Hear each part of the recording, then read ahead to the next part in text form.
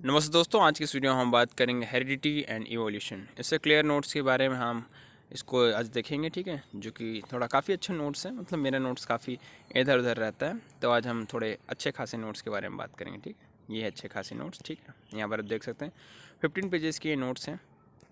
Okay, देखिए हम पहला टॉपिक पढ़ते हैं एवोल्यूशन, ठीक है। तो CBSE में ये 2 चैप्टर में डिस्ट्रीब्यूटेड नहीं है। CBSE जो है NCERT, उसमें इसको एक हेरिडिटी को एक चैप्टर और एवोल्यूशन, इन दोनों को कंबाइन करके एक ही चैप्टर माना गया है। जबकि आप दूसरे बोर्ड्स में देखेंगे, जैसे कि छत्तीसगढ़ का जो स्टेट बोर्ड है, उसमें इवोल्यूशन को एक चैप्टर माना गया है और हेरिडिटी को एक अलग चैप्टर माना गया है, ठीक है। यहाँ पर आप देखिए हेरिडिटी को चैप्टर 15 में माना गया है, यानी कि नेक्स्ट, मतलब कि अगला चैप्टर समझिए है ना। और एवोल्यूशन को एक चैप्टर माना गया है, यानी कि 2 चैप्टर माना गया है। तो हम इसको कंबाइन पढ़ेंगे, ठीक है। अगर आपको जिसकी मन किया तो 2 वीडियो में भी डाल सकते हैं, ठीक है। लेकिन हमने इसको अपने क्लास में एक ही साथ पढ़ाया था, ठीक। चलिए डिस्कस करते हैं एवोल्यूशन के बारे में। देखिए एवोल्यूशन क्या है? चेंज, परिवर्तन ही है एवोल्यूशन। तो क्या, कैसा चेंज? देखिए change in the gene pool. देखिए जीन पूल का मतलब ये है जो जेनेटिक्स होता है, जेनेटिक्स, उसमें परिवर्तन होना। ऑफ अ पॉपुलेशन, किसी भी जनसंख्या के जेनेटिक्स में बदलाव होना। फ्रॉम जनरेशन टू जनरेशन, यानी कि पीढ़ी दर पीढ़ी उसमें बदलाव होना। किस प्रोसेस के through? Mutation, natural selection and genetic drift. ये तीनों एवोल्यूशन के मेथड होते हैं, ठीक है। जिसमें आप देखिए नेचुरल सिलेक्शन जो है वो एक मेथड है, जिसको हम आगे डिस्कस करेंगे। नेचुरल सिलेक्शन और आर्टिफिशियल सिलेक्शन होता है, तो हम इसको आगे बेहतरीन से डिस्कस करेंगे। बाकी आपको ब्रीफ में बता दें कि नेचुरल सिलेक्शन वो सिलेक्शन होता है जो नेचर खुद तय करती है। जैसे कि इंसानों का हुआ ना, इंसान जो है चिंपैंजी से समझिए, एस्ट्रोलोपैथिकस हुआ, उसके बाद हेबिलियस, फिर इरेक्टस, उसके बाद होमो निएंडरथालस, उसके बाद होमो सेपियंस, है ना। तो ये जो है नेचुरल सिलेक्शन का बेस्ट एग्जांपल है, ठीक है। उसके बाद म्यूटेशन। म्यूटेशन का मतलब ये होता है जैसे कि पहले इंसान का पूँछ था, अब पूँछ नहीं है, तो ये क्या हुआ? म्यूटेट हुआ। पहले पूँछ था, अब नहीं है, इसी को बोलते हैं म्यूटेशन। आगे देखते हैं जेनेटिक ड्रिफ्ट। जेनेटिक ड्रिफ्ट मतलब जेनेटिक्स में चेंज होना को ही हम जेनेटिक ड्रिफ्ट कहते हैं, ठीक है। उसके बाद आप देखिए evolution. Evolution can be possible through 4 ways, यानी एवोल्यूशन कैसे संभव है? 4 तरीक़ों से एवोल्यूशन हो सकता है, ठीक है। एवोल्यूशन मतलब आई होप आप समझ गए होंगे कि चेंज किस में, जेनेटिक्स में चेंज को कहते हैं एवोल्यूशन। वो भी कैसा चेंज? बड़ी पॉपुलेशन में चेंज, ठीक है। जैसे कि पहले जब चेंज आया तो पूरे जितने मानव सभ्यता थी उन सब में ये चेंज ऑब्जर्व किया गया, ठीक है। ओके, चलिए नेक्स्ट देखते हैं हम लोग। अब देखिए नेक्स्ट जो है एवोल्यूशन 4 तरह से पॉसिबल है। Evolution is possible through 4 ways. 4 तरीक़ों से एवोल्यूशन पॉसिबल है। पहला है एक्वायर्ड ट्रेड। एक्वायर नहीं होता है अर्जित करना। जैसे कि आप सीखते हैं, मान लीजिए reading skill, cooking skill, driving skill. जैसे कि आप गाड़ी चलाना सीखते हैं, खाना बनाना सीखते हैं, पढ़ाई करना सीखते हैं, इसी को बोलते हैं एक्वायर्ड ट्रेड्स, यानी जो आप अर्जित करते हैं, ठीक है। तो जो आप सीखते हैं उसके लिए तो आपको DNA में चेंज नहीं करना पड़ता, इसी को बोलते हैं एक्वायर्ड ट्रेड। यहाँ पर लिखा हुआ है those trait which are obtain in life time by without changing in DNA।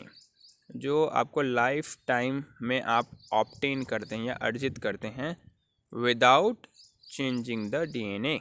इसमें इस तरह से क्वेश्चन बनते हैं कि which type of evolution is possible by without changing the DNA, और उसके बाद आपको 4 ऑप्शन दिए रहेंगे, ठीक है, कि विदाउट चेंजिंग द DNA कौन सा पॉसिबल है। तो आपको टिक करना है एक्वायर्ड ट्रेड्स, इसमें DNA का चेंज नहीं होता, ठीक है। नेक्स्ट देखिए, इसके एग्जांपल आप समझ गए होंगे, reading skill, cooking skill, driving skill, ये सब इसके एग्जांपल हैं एक्वायर्ड ट्रेड्स के, ठीक है। सेकेंड टाइप का जो ट्रेड आता है, ट्रेड यानी होता है लक्षण, ठीक है। ट्रेड यानी क्या होता है? लक्षण, या जिसको गुण भी कहा जाता है, गुण, ठीक है। ट्रेड का स्पेलिंग क्या है? TRAIT। मतलब लक्षण या गुण, ठीक है, आप जो भी समझ सकते हैं। गुण मतलब समझ गए ना, कैरेक्टर। तो नेक्स्ट टाइप है इनहेरिटेड। इनहेरिटेड ट्रेट में क्या होता है, इसमें डीएनए में चेंज होता है, इसमें होता है डीएनए में चेंज, ठीक है। और यहाँ पर जो एग्जांपल है वो आर्टिफिशियल या फिर हाइब्रिड का एग्जांपल, जैसे कि हॉर्स और डोंकी का जो हाइब्रिड होता है उसको म्यूल बोलते हैं। म्यूल यानी होता है खच्चर, म्यूल यानी होता है खच्चर। खच्चर आपने देखा होगा पहाड़ी एरिया में यूज़ किया जाता है। ये जो है हाइब्रिड है हॉर्स और डोंकी का, ठीक है। इसमें मेल हॉर्स नहीं, इसमें फीमेल डोंकी और मेल डोंकी और फीमेल हॉर्स का हाइब्रिड है ये जो खच्चर है वो, ठीक है। मेल हॉर्स और फीमेल डोंकी ऐसा टाइप से है, ठीक है। आप इसको सर्च करिएगा आप गूगल में, ठीक है, आपको इसका आराम से पता चल जाएगा। इसमें जो है ये हाइब्रिड है हॉर्स और डोंकी का, ठीक, जिसमें male horse sorry male donkey का यूज़ होता है, male donkey plus female horse, ठीक है। ये बनाता है म्यूल। म्यूल यानी होता है खच्चर, ठीक है। इससे मेल डोंकी और फीमेल हॉर्स का हाइब्रिड है। नेक्स्ट देखिए, इनहेरिटेड ट्रेट का ही हम आपको बता रहे हैं, ठीक है। आगे देखिए, दिस ट्रेट, देखिए ये जो ट्रेट है, फिर the trait which are followed by generation to generation, ये जो ट्रेट होता है या ये जो गुण होता है ये जनरेशन टू जनरेशन फॉलो किया जाता है, ठीक है। यानी कि परंपरानुगत ये चला हुआ आता रहेगा। फिर नेक्स्ट है दे आर एवोल्यूशनरी, यानी कि एवोल्यूशनरी का मतलब ये होता है कि ये पेरेंट्स से ऑफस्प्रिंग में जाता है, ठीक है, यानी जनरेशन टू जनरेशन। इसका एग्जांपल क्या है, हेयर कलर। जैसे कि अगर किसी की मम्मी का हेयर कर्ली हेयर है तो पूरी पॉसिबिलिटी है कि जो बच्चा है उसके भी जो हेयर हैं वो कर्ली यानी कि घुंघराले हों, इसी को कहा जाता है, ठीक है। वैसे आई हो गया, स्किन कलर हो गया, this are the some examples. Eye, skin, hair, skin tone, skin, ठीक है, ये सारे इसके एग्जांपल हैं। थर्ड जो टाइप है जिससे एवोल्यूशन पॉसिबल है वो है जीनोटाइप। देखिए जीनोटाइप का मतलब ही जीन है, देखिए यहाँ पर, ठीक है। जीनोटाइप का मतलब होता है, यहाँ पर पहले ये नीचे ऑनलाइन पढ़ लीजिए कि genotype refers to the genetic. अब देखिए जेनेटिक कोड क्या होता है, जेनेटिक कोड वो इन्फॉर्मेशन होती है जिसमें मतलब डीएनए होता है, समझिए, ठीक है। आगे फिर उसको डिटेल में समझेंगे। तो जीनोटाइप एक जेनेटिक कोड होता है इंडिविजुअल का, ठीक है। This is all the information that is found inside the individual cell. इसमें सारी इन्फॉर्मेशन होती है। कौन सी इन्फॉर्मेशन, कि आपके 2 हाथ होने चाहिए, 2 होने चाहिए, एक मतलब एक हार्ट होना चाहिए, 2 किडनी होने चाहिए, एक लीवर होना चाहिए, इसी को जेनेटिक इन्फॉर्मेशन। इसी इन्फॉर्मेशन से पता चलता है कि इंसान का बच्चा इंसान ही होगा, ठीक है, नहीं तो क्या पता कुछ और हो जाए। तो ये जो है ना, ये सारा लेखा जोखा करता है जेनेटिक कोड, या यूँ कह लीजिए genotype. Genotype given by parents, ठीक है। इसमें जीन्स होता है, जीन्स को आप बिहेवियर भी बोल सकते हैं, ठीक है। नेक्स्ट फोर्थ जो है जिससे इवोल्यूशन पॉसिबल है, मतलब ये सब थोड़ा मोड़ा इवोल्यूशन का हिस्सा है, मतलब ये 4 तरीके से होता है। नेक्स्ट जो है फिनोटाइप। देखिए फिनोटाइप का मतलब ही होता है फिज़िकल टाइप, जो कैरेक्टर आपको दिखाई देते हैं फिज़िकली उसको हम कंसिडर करते हैं फिनोटाइप में। Phenotype is the expression of genotype, ये जीनोटाइप का ही एक रूप है, ऐसा मान सकते हैं।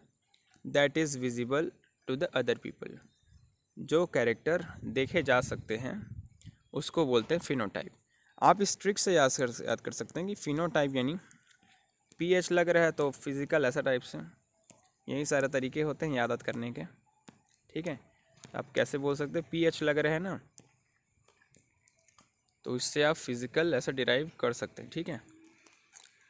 आई थिंक हम लोग इवोल्यूशन के एक चैप्टर में कंप्लीट करेंगे और दूसरे चैप्टर में फिर से हेरिडिटी मिल जाएगा। नोट्स के पीडीएफ जो है टेलीग्राम चैनल में अपलोडेड है। टेलीग्राम चैनल का नाम है मनीष कोचिंग सेंटर, ठीक है।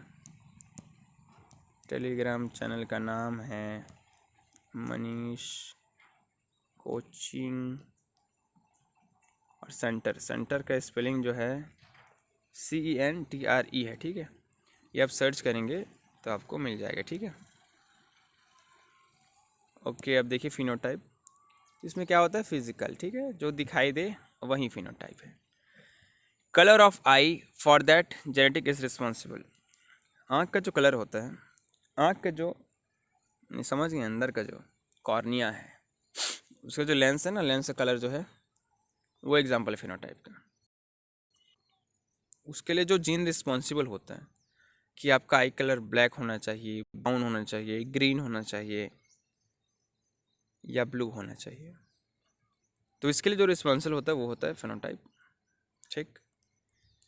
नेक्स्ट जो है, देखिए चार्ल्स डार्विन ने बुक लिखी थी ओरिजिन ऑफ स्पीसीज, ठीक है, 1859 में।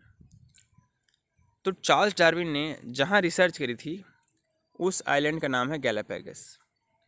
ये गैलापागोस आइलैंड है साउथ अमेरिका में, साउथ अमेरिका कॉन्टिनेंट है, वहाँ ये आइलैंड है। और ये जो आइलैंड है ये इक्वाडोर एक देश है, इक्वाडोर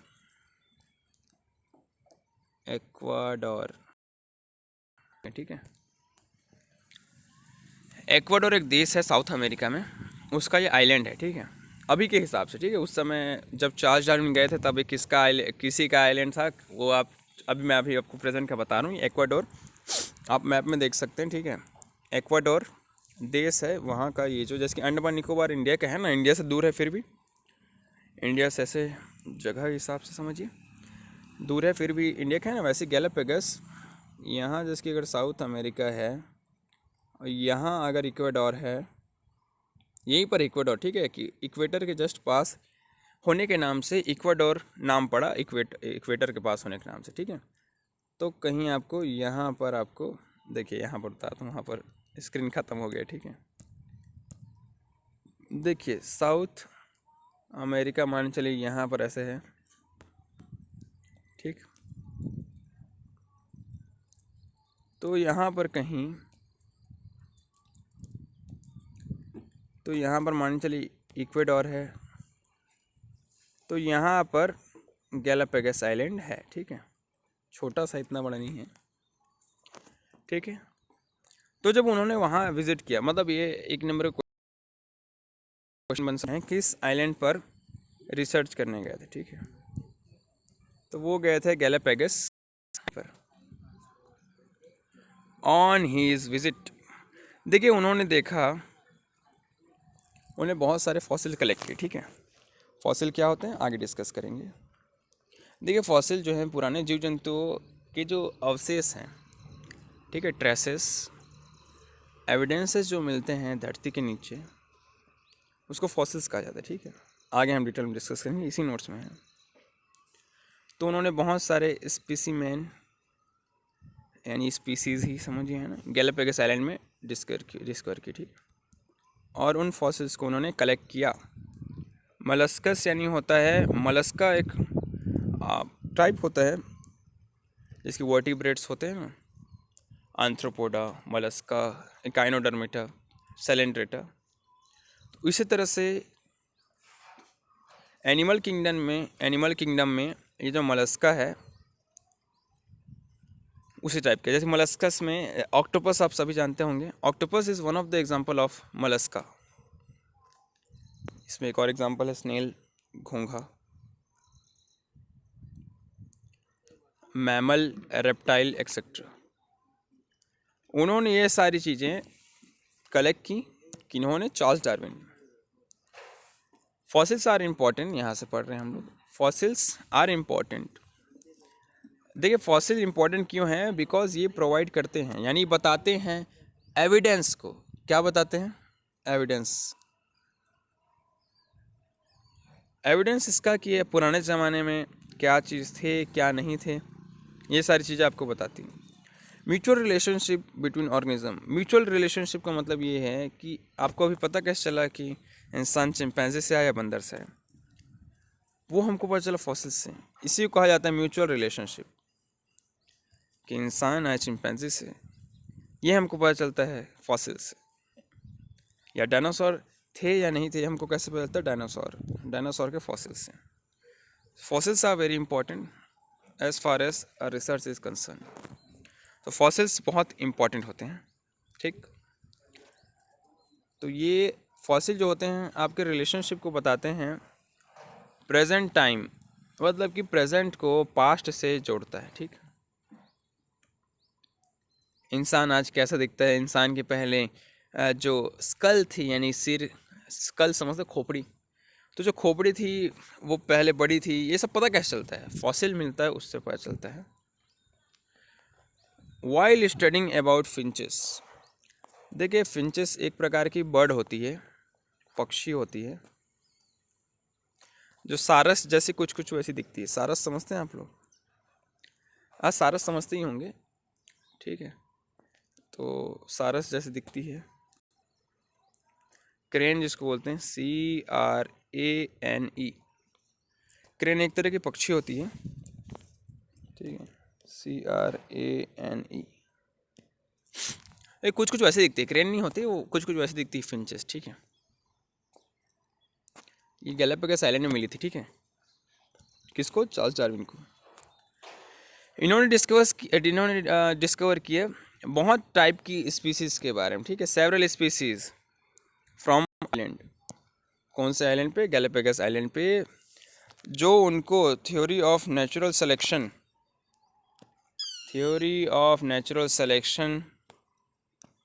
डेवलप करने में हेल्प की। He observe that the shapes of beak, देखिए बीक यानी होता है चोंच। चार्ल्स डार्विन ने ऑब्जर्व किया कि जो पक्षियों के चोंच होते हैं वो उनके फूड जो वो कंज्यूम करते हैं, यानी वो जैसा खाना खाते हैं उसके हिसाब से वेरी करता है।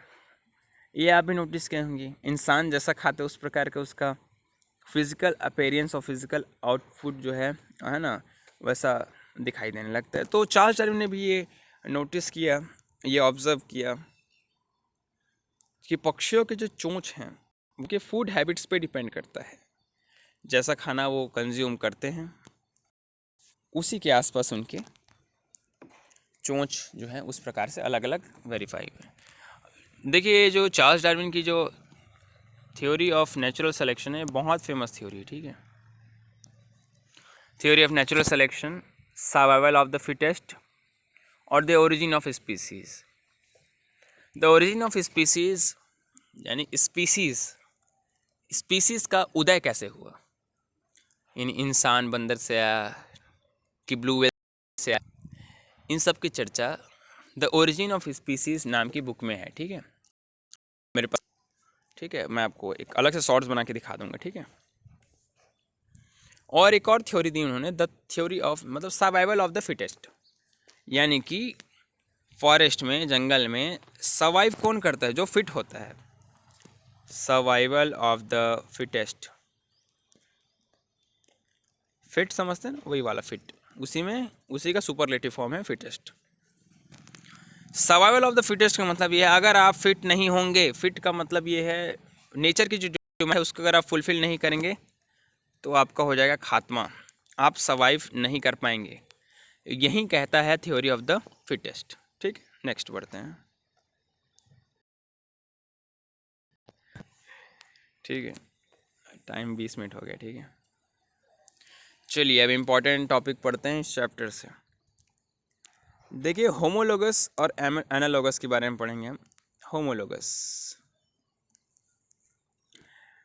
क्या होता है? देखिए आप, देखिए होमोलोगस होता है वो ऑर्गन, ठीक है, ऑर्गन मतलब समझते हैं अंग, ऐसे ऑर्गन जिनके स्ट्रक्चर, कैसे स्ट्रक्चर? बेसिक स्ट्रक्चर तो सेम होते हैं लेकिन उनके फंक्शन काफ़ी डिफरेंट होते हैं। Functions are different.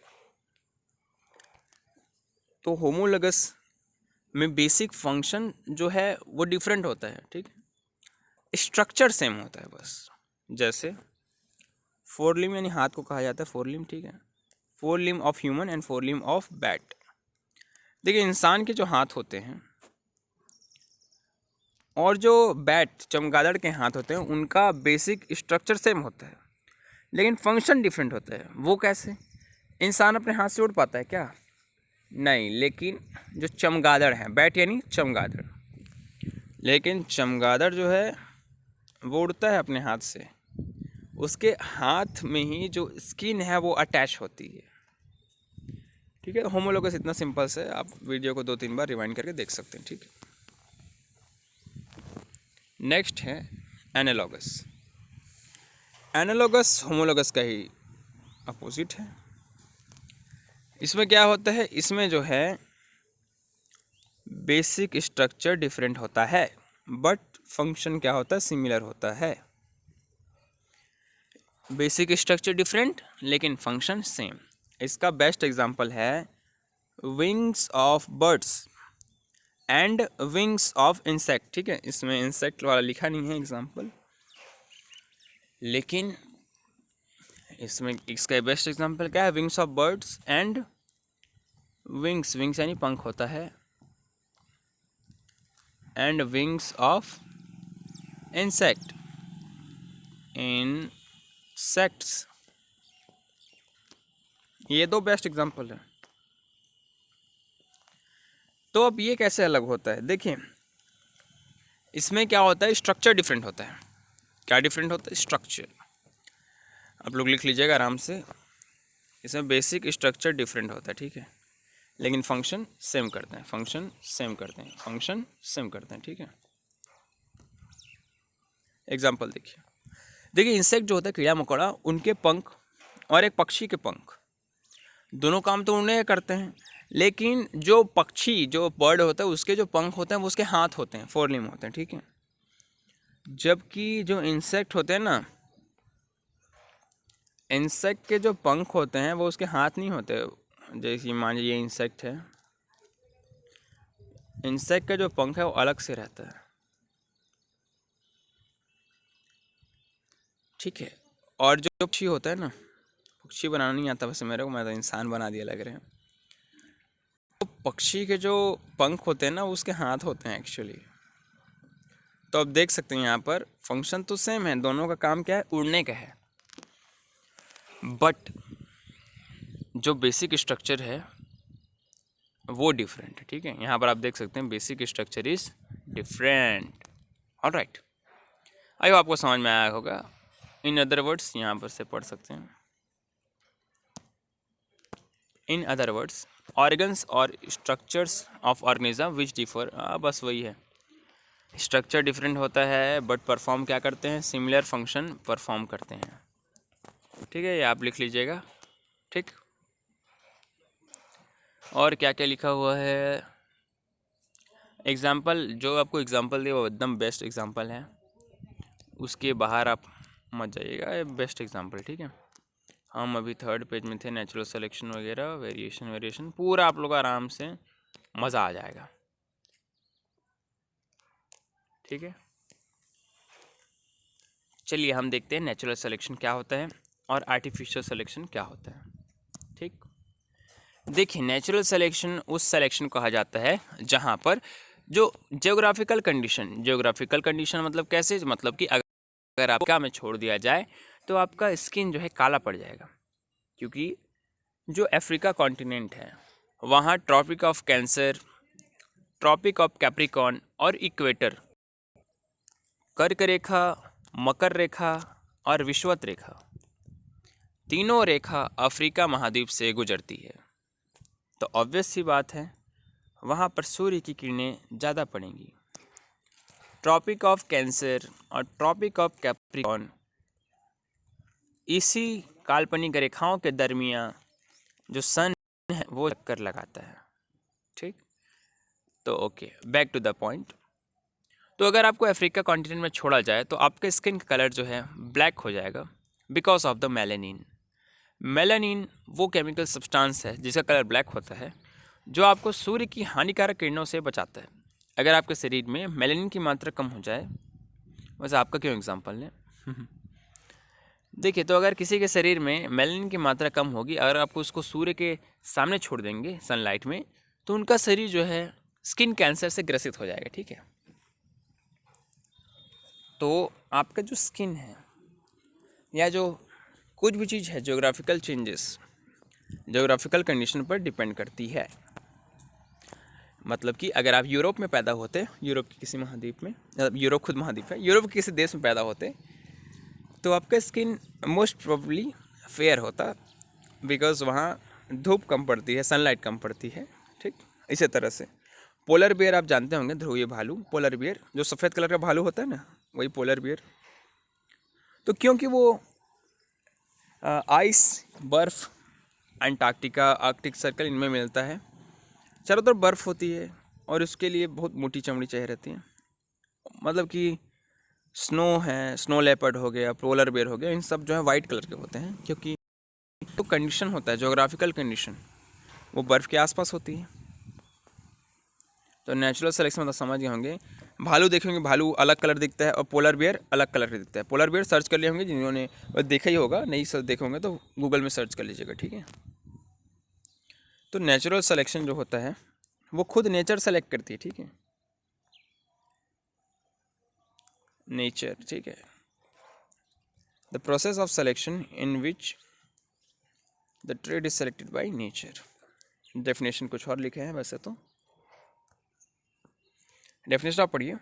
The process of selection in nature in which the characters according to geographical conditions, geographical conditions तय करती हैं, उस सिलेक्शन को कहा जाता है नेचुरल सिलेक्शन। अभी जो होमोसेपियंस है कैसे आया, आर्टिफिशियल से आया कि नेचुरल से आया? राइट, आर्टिफिशियल से नहीं आया, नेचुरल से आया। ठीक है, वहीं दूसरी ओर ऑन द अदर हैंड अगर हम देखें आर्टिफिशियल सिलेक्शन, देखिए आर्टिफिशियल सिलेक्शन वो सिलेक्शन होता है जो इंसान अपने फ़ायदों के लिए चुनता है। ठीक है, यहाँ पर पढ़िए। The process of bringing change in the organism according to the character selected, यानी जो कैरेक्टर आपको चाहिए वैसा कैरेक्टर आप सेलेक्ट करते हैं, उसको कहा जाता है आर्टिफिशियल सिलेक्शन। जैसे कि पहले जो बनाना आता था वो छोटा छोटा आता था, जो केले थे, और उसके अंदर बहुत सारे बीज होते थे, लेकिन अभी का केला बहुत बड़ा हो रहा है बनाना, और उसके अंदर बीज भी आपको माइक्रोस्कोप में देखना पड़ेगा। राइट, तो natural selection, artificial selection, I think आप लोग क्लियर होगा। आगे और उसको डिटेल में है तो आप पूरा वीडियो देखिएगा। देखिए यहाँ पर जस्ट आ गया कि डिफरेंस आपको लिखना है आर्टिफिशियल सिलेक्शन और नेचुरल सिलेक्शन में। आर्टिफिशियल सिलेक्शन और नेचुरल सिलेक्शन के दरमियान आपको डिफरेंस बताना है। ऑलराइट, चलिए देखिए इसमें क्या क्या है। डिफरेंस हम देखते हैं, देर आर एस फॉलो लिख देंगे। उसके बाद फिर ये देखिए दो प्रकार के सिलेक्शन हैं, इनको हम डिस्कस करेंगे। चलिए देखते हैं। ठीक, चलिए देखते हैं। आर्टिफिशियल सिलेक्शन जो होता है किसके द्वारा किया जाता है? इंसानों द्वारा किया जाता है, जबकि नेचुरल सिलेक्शन खुद नेचर के द्वारा किया जाता है। ठीक है, खुद किसके द्वारा किया जाता है? नेचर के द्वारा किया जाता है। दूसरी ओर देखिए, बाय दिस, थोड़ा स्क्रीन बड़ा कर लेते हैं, यहाँ तक ठीक है। सेकेंड हम पढ़ेंगे, बाय दिस ऑर्गेनिज्म और desired character can be obtain. यह बात हो रही है आर्टिफिशियल सिलेक्शन की। ठीक है, इतना ठीक है, आप लोगों को दिखना भी चाहिए। ओके, देखिए आर्टिफिशियल सिलेक्शन में आपको अपनी डिज़ायर चीज़ें मिल जाएगी। ठीक है, जैसे कि इंसान को चाहिए था खच्चर, तो खच्चर is a hybrid of horse and donkey. तो हॉर्स और डोंकी का हाइब्रिड करके बना दी हमने डोंकी। ठीक, इसका टाइप क्या है? Type of paddy wheat which are develop by human. Artificial में, आर्टिफिशियल नहीं पता होगा आपको, मैन मेड, कृत्रिम होता है, जिसमें हम इंसानों द्वारा डेवलप किए जाते हैं इंसान की सुविधा के लिए। ठीक है, जैसे गोल्डन राइस हो गया। ठीक है, गोल्डन राइस। ठीक है, ये सारी चीज़ें टाइप ऑफ पैडी, पैडी यानी होता है धान। तो ये सारी चीज़ें इंसान अपनी सहूलियत के हिसाब से करता है, उस सबको बोलते हैं आर्टिफिशियल सिलेक्शन।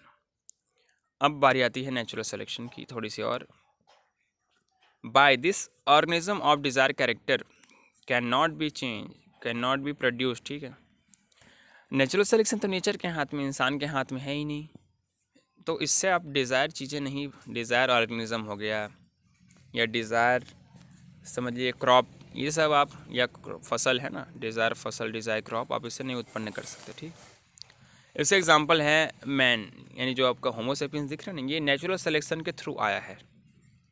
और अदर ऑर्गेनिज्म जिसकी एलिफेंट हो गया, ब्लू व्हेल हो गया, बेसिकली आप 200 साल पहले जितने भी चीज़ें आए उसको आप नेचुरल सिलेक्शन के थ्रू आया ऐसा मान सकते हैं। ठीक है, देखिए नेचुरल सिलेक्शन की जो स्पीड होती है ना वो फास्ट होती है, सॉरी ये जो आर्टिफिशियल सिलेक्शन का है, AS लिख देता हूँ मैं, आर्टिफिशियल सिलेक्शन की जो दर होती है वो फास्ट होती है, क्योंकि इंसान का इंटरवेंशन हो गया। On the other hand we can conclude that the speed of natural selection is slow. Why? Because nature takes time. एक दोहा है ना, धीरे धीरे रे मना धीरे सब कुछ होए, माली सींचे 100 घड़ा ऋतु आए फल होए। तो नेचर जो उस कॉन्सेप्ट को फॉलो करती है कि सब चीज़ धीरे धीरे करेंगे बोल के। तो नेचुरल सिलेक्शन का जो स्पीड होता है, यानी नेचुरल सिलेक्शन की जो दर होती है वो होती है स्लो। ठीक है, तो नेचुरल सिलेक्शन, आप बताइए आपको कौन सा सिलेक्शन अच्छा लगता है, नेचुरल सिलेक्शन और आर्टिफिशियल सिलेक्शन, दोनों में आपको कौन सा बेस्ट लगता है? आप अपने जो है मत रखिए नीचे, मत यानी विचार। ठीक है, आपका क्या मत है बोलते हैं ना वही वाला, तो अपने अपने मत रखिए।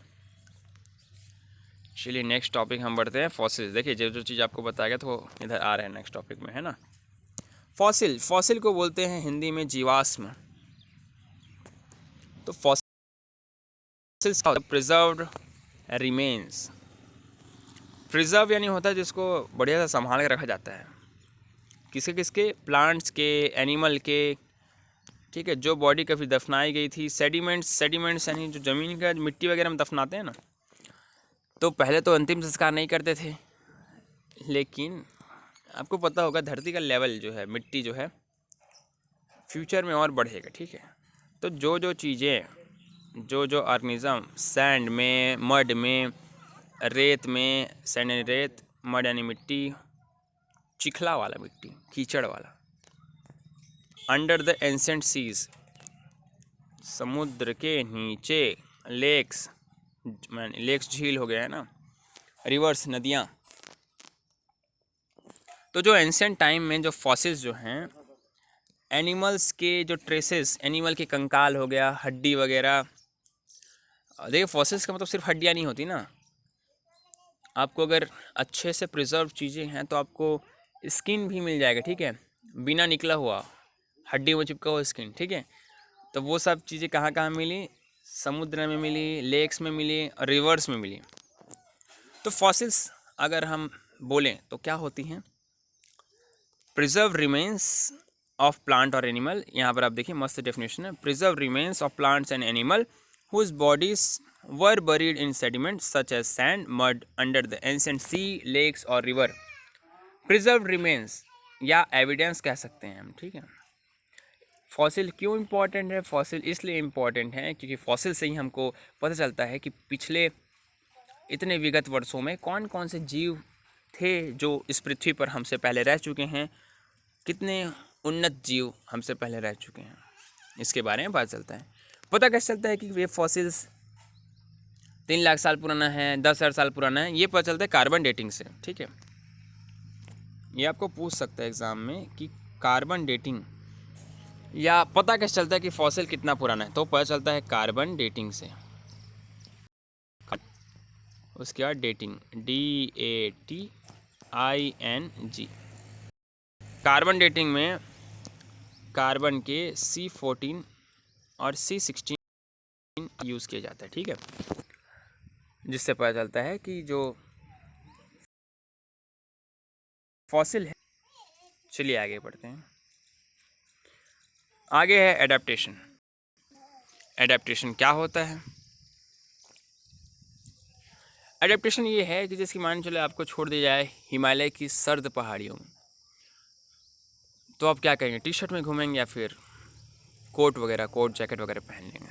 तो आप जैकेट वगैरह पहन लेंगे। तो अब बात आती है कि एनिमल्स, यानी जो अगर कोई पोलर बियर है वो अपने लिए जैकेट कहाँ से लाएगा। तो पोलर बियर के लिए जैकेट जो है प्रकृति यानी नेचर खुद देती है। अब आप बोलेंगे ये क्या है। तो जो पोलर बियर होता है आप देखेंगे उसके फर काफ़ी मोटे होते हैं, ठीक है, दे वेरी थिक। तो वो जो नेचर है उसने उस पोलर बियर को खुद एक जैकेट दी है, आप इस तरह समझिए, ठीक। तो एडेप्टेशन का मतलब ये है, adaptation is the process of change by which organism और species become better suited for their environment. यानी कि एडेप्टेशन वो प्रोसेस है जिसके थ्रू जो ऑर्गेनिज्म है वो बेटर सूटेड यानी अपने एनवायरनमेंट वातावरण के लिए जो बेस्ट उसको सूट हो, ठीक है। जैसे कि आपको रेगिस्तान में छोड़ दिया जाए तो आपकी दशा थोड़ी अलग होगी, ठीक है। इस तरह से लेपर्ड जो होता है चीता, ठीक, लेपर्ड आप देखेंगे लेपर्ड अलग कलर का होता है, ठीक है। तो चित्तीदार कलर होता है, ब्लैक उसका पैचेस होते हैं उसमें, ठीक है। और थोड़ा सा भूरा कलर का होता है, थोड़ा सा भूरा नीला, आप जो सा भी हो आप लेपर्ड आप देखे होंगे, है ना। और दूसरी तरह आप देखेंगे स्नो लेपर्ड। तो स्नो लेपर्ड जो होता है आप देखेंगे स्नो कलर का होता है ना, स्नो कलर यानी वाइट। तो इसी को बोलते हैं एडेप्टेशन। क्योंकि अगर आप स्नो लेपर्ड को छोड़ दें भाई बिना ऐसे टाइप से, तो वो अपने अडेप्ट नहीं कर पाएगा, है ना। तो एडेप्शन बहुत ज़रूरी है।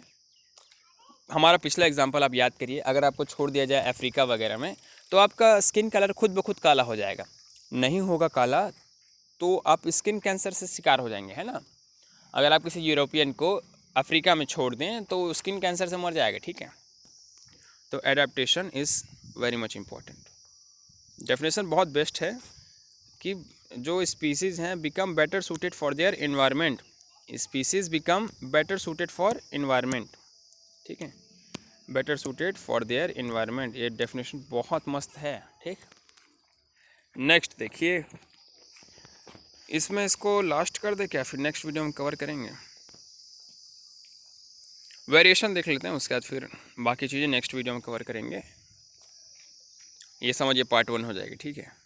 ओके, आप देखिए वेरिएशन का मतलब होता है बदलाव। वेरिएशन मतलब बदलाव को क्या बोल सकते हैं, चेंज बोल सकते हैं हम, ठीक। तो वेरिएशन क्या है, वेरिएशन मतलब होता है बदलाव, वेरिएशन यानी बदलाव, ठीक। कैसा बदलाव, एनी डिफरेंस बिटवीन सेल, कोई भी difference between cell organism and group of organism of species either by genetic difference. कोई भी डिफरेंस किसी सेल या ग्रुप ऑफ सेल, ठीक है, किसी भी सेल या सेल के जो ग्रुप है उसके दरमियान जो आपको डिफरेंस अंतर दिखाई देता है स्पीसीज़ के बीच में, स्पीसीज़ के जेनेटिक्स के बीच में, उसको कहा जाता है वेरिएशन। जैसे कि जो लॉयन है, टाइगर है, they are belongs from cat family, बिल्ली वर्ग से बिलोंग करते हैं, लेकिन they are unable to reproduce with each other. यानी कि अगर आप लॉयन और टाइगर की शादी करा दें तो they are unable to conceive baby, ठीक है, they are unable to birth, ठीक है, अ बेबी। तो जो इसीलिए उन दोनों को अलग स्पीसीज़ कंसिडर किया जाता है, बट उनकी जो ब्रांच है वो सेम है, ठीक है। कौन से फैमिली से बिलोंग करते हैं, कैट। तो यहाँ पर आप देख सकते हैं एनी डिफरेंस, ठीक है। यहाँ पर आप देखिएगा any difference between cell individual organism और group of any species either by genetic difference. तो आई होप आप लोग समझ में आया होगा वेरिएशन क्या होता है। वेरिएशन बदलाव होता है। जैसे कि हम ह्यूमन इवोल्यूशन, इसमें फ़ोटो लगाना भूल गए, ह्यूमन इवोल्यूशन का आपको फ़ोटो दिखाएंगे। जैसे कि इंसान जो है अभी के जो होमोसेपियंस हैं, तो 2 लाख साल पहले होमोसेपियंस इतना इंटेलिजेंट नहीं था, इंसान की खोपड़ी बहुत बड़ी थी। पहले आया होमो एथ्रोलोपैथिकस, फिर आया हेबिलियस, फिर आया इरेक्टस, फिर आया निएंडरथाल्स, फिर आया होमोसेपियंस। सबके सामने आप होमो नहीं लगा सकते, होमो इरेक्टस से होमो निएंडरथाल्स ऐसे टाइप से, ठीक है। तो ये जो हुआ इसी को वेरिएशन कहते हैं। ठीक है, जो अभी होमो निएंडरथाल से होमो सेपियंस आया, ये एक एग्जांपल है वेरिएशन का। ठीक, ये सबसे बेस्ट एग्जांपल है। ह्यूमन का आप याद रखिएगा, क्योंकि क्लास 10 की जो बायोलॉजी है इसमें ह्यूमन का रेफरेंस देंगे तो ज़्यादा ठीक रहेगा। और जानवरों का कौन से कितने जानवरों का आप याद करेंगे, ह्यूमन का याद करिए, ज़्यादा बेटर रहेगा। ठीक है, नेक्स्ट हम यहाँ से शुरू करेंगे स्पीसीज से नेक्स्ट वीडियो में। ठीक है, तो इस वीडियो में कहाँ तक कवर हुआ, 5 पेज नंबर 5 तक। ठीक है, तो I hope you like the video. Thank you.